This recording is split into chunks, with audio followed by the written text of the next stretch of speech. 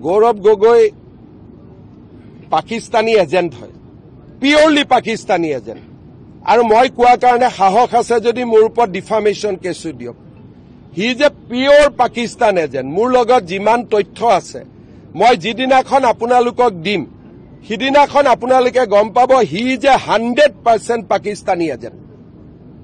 He has been planted by foreign power in the state of India in our country. He is a planted person. আৰু তাৰ উপযুক্ত প্ৰমাণ লৈ মই কথাটো কৈছো.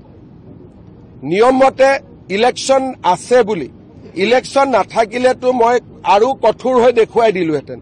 কিন্তু ইলেকশ্যন আছে, কিবা এটা কৰিলে মানুহে কব যে পলিটিকেল কাৰণত কৰিলে. নহলে মোৰ হাতত ইমান দিন যিমানখিনি তথ্য আছে তাৰ পিছত তেওঁ আচলতে মুকলিভাৱে ঘূৰি থাকিবই নোৱাৰে.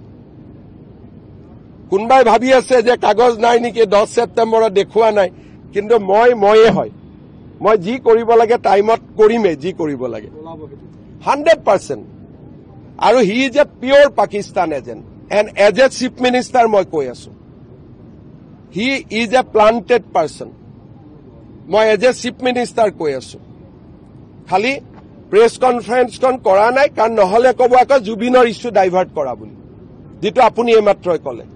সেইকাৰণে জুবিনক ন্যায় প্ৰদান কৰাৰ কামটো কৰি লৈয়ে ইটো কামত হাত দিম.